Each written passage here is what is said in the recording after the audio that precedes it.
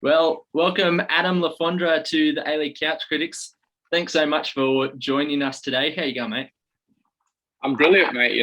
Considering obviously I'm in quarantine. It's a beautiful day, a little bit windy, but I'm really blessed to be here.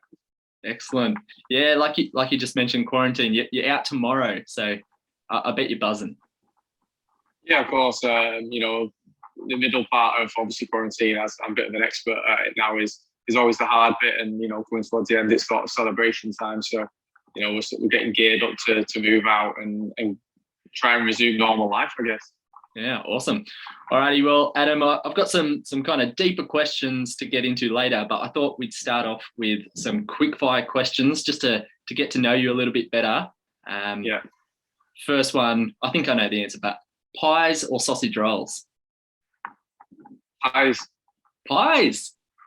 Yeah, if I'm going to eat it, if I'm going to score it, sausage rolls. But if I'm going to eat meat potato pie for me. Excellent. All right. With a pie, barbecue or tomato sauce? HB sauce. I'm very English. Yeah. I can't get into it. I can't. Yes, that's the one. I have HP on everything. There you go. All right. Another one, maybe controversial because you're English. Are they called thongs or flip-flops? Flip-flops for sure. But obviously I have to adopt it. There's thongs over here. Absolutely. AFL or NRL? I'm not a big fan of either, but if I would say either, I'd say AFL and Geelong Cats. They're my team. There you go. The first answer was definitely correct. Yeah. Fantastic. Ronaldo or Messi? Ronaldo. Yeah. No. Right. United fan. Yes. So am I. All right. This one. What's the best game you've ever been to as a fan?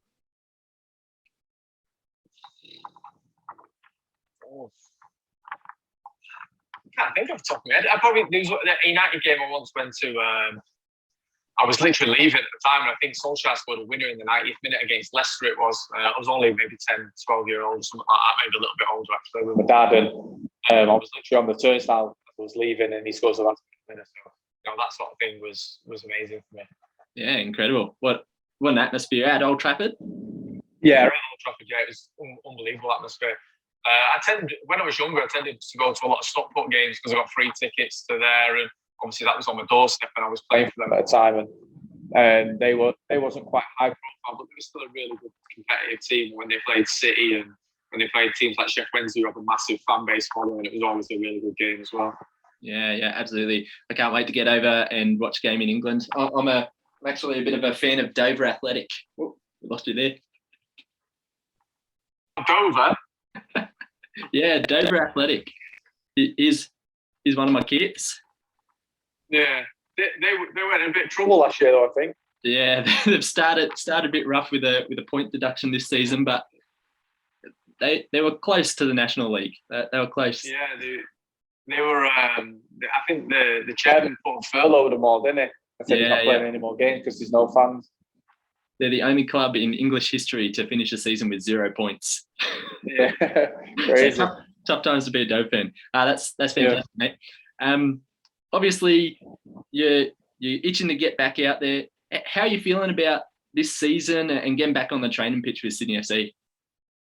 Yeah, of course, really excited. Obviously to go so close last season was obviously a big heartache for us. We've been so successful for 2 seasons prior, and obviously I went to India and come back, and I watched the season obviously unfold in front of me, and I can't help but think if I was there for the full season, maybe it would have been a little bit different as well.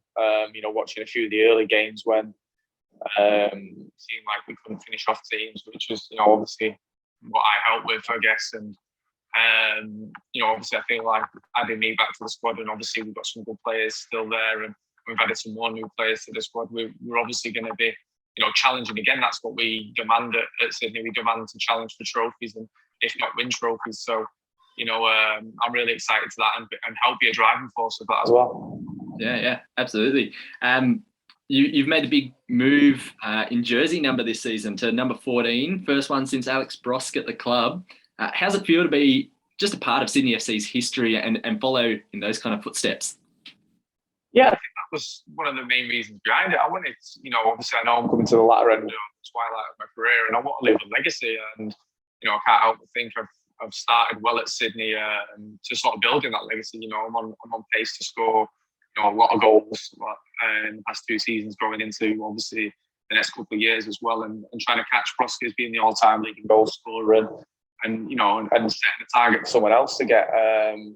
It would be nice for me to leave a really nice legacy here. And I felt like if obviously 9 wasn't free because Bobby had it, I'm not the sort of player who goes around taking numbers off people or demanding things or anything like that, because that's not my personality, and it's just not right in football anyway. So I would just obviously I felt 14 would be a fitting tribute to Broski, and it sort of, I guess, enhances my legacy as well if I can improve on what Broski's done and set the standard of goal scoring even higher than what he has. I fully understand the magnitude of him wearing the shirt, and I'd like to think I'm a worthy player to wear as well.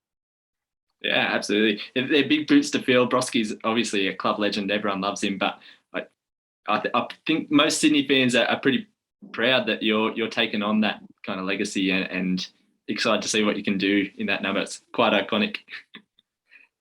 Yeah, of course. I've spoken to a few of the staff as well about it, and they said, they couldn't imagine anyone else in the squad apart from me wearing that. And, they see that as a challenge for me personally, but also when I came in with a challenge to try and beat Bobby's goal scoring record. And, I said that from day one, I'm going to try and beat this. I'm going to try and do that, because I think as a player, you have to have aspirations, you have to have goals to keep yourself, enthused, to keep yourself motivated. And that's definitely something for me in my eyesight and in my, goals of finishing my career or what I want to achieve.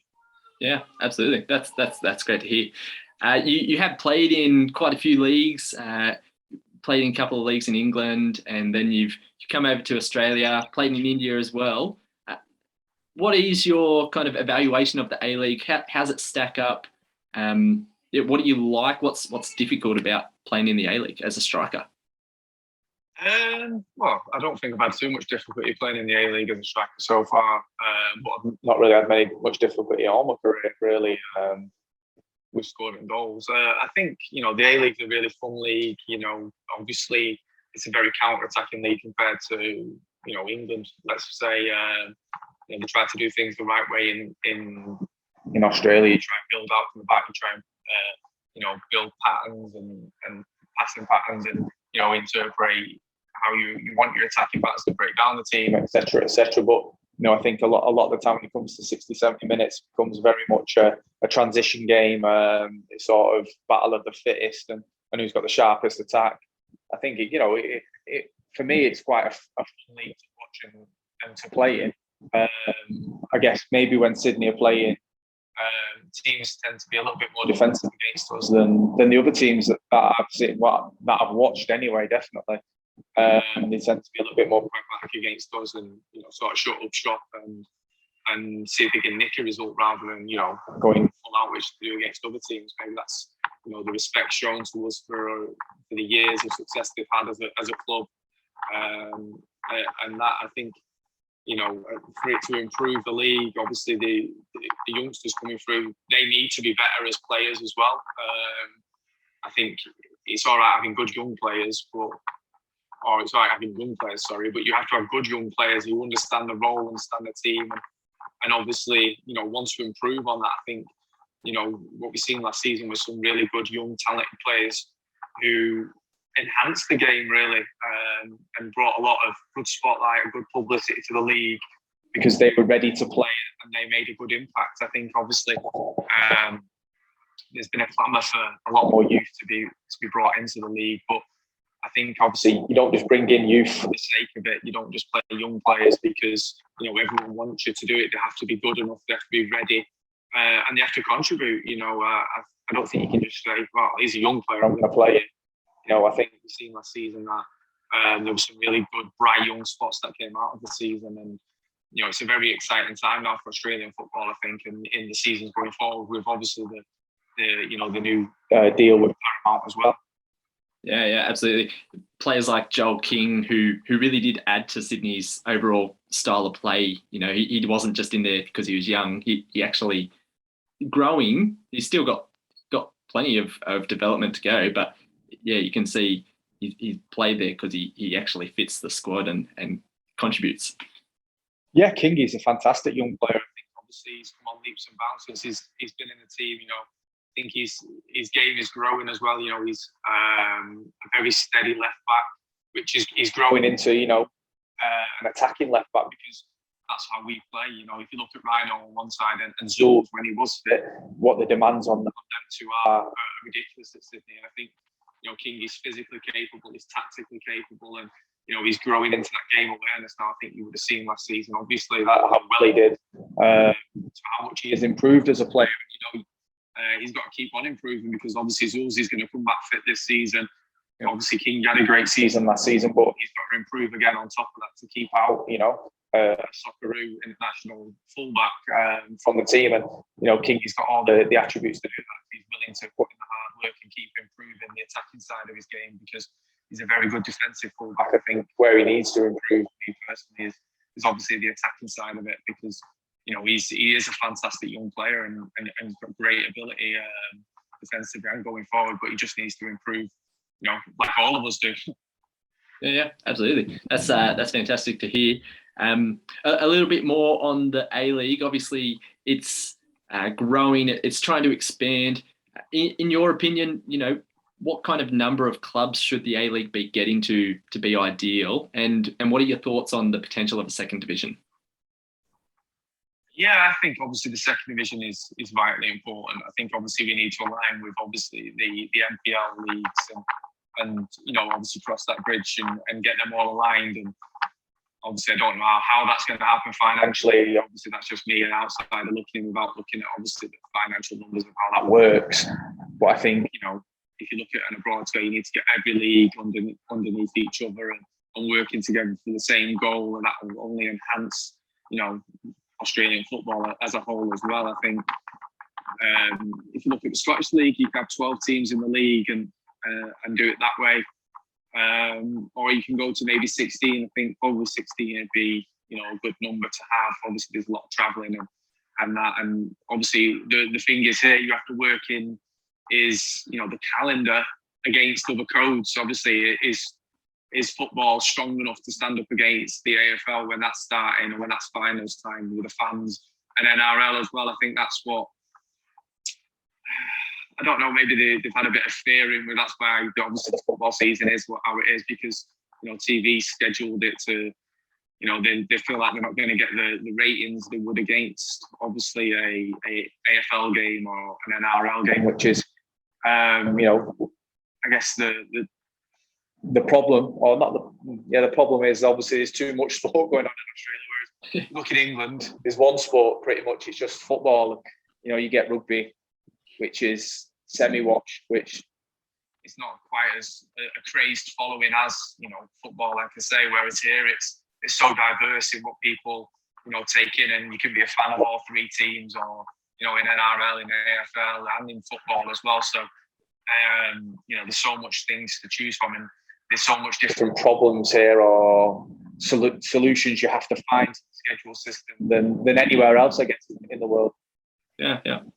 That's a fairly kind of astute summary of what's happening in Australia. Yeah, we're sport mad, but that demand to be the top dog is quite challenged. Yeah,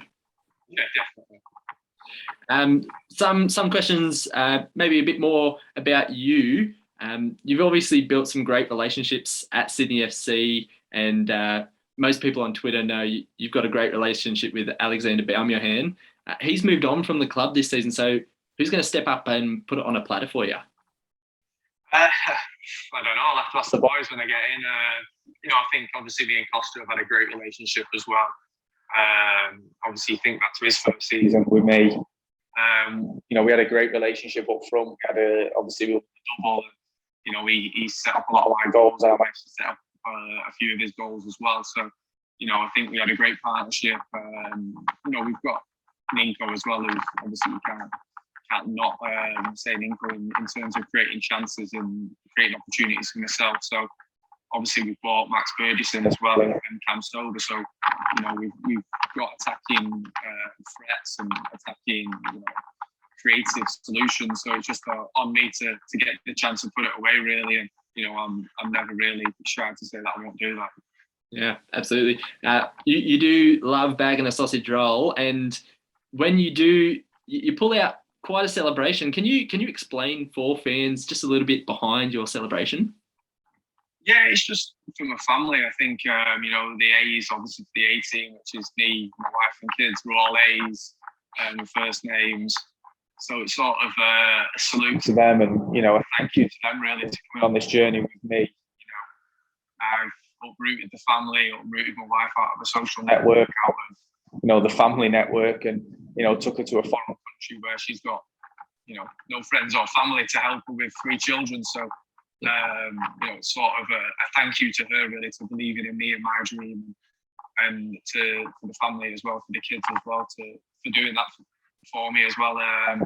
It's sort of a mark of respect, I guess, for my family, and love I've shown to them. That's fantastic.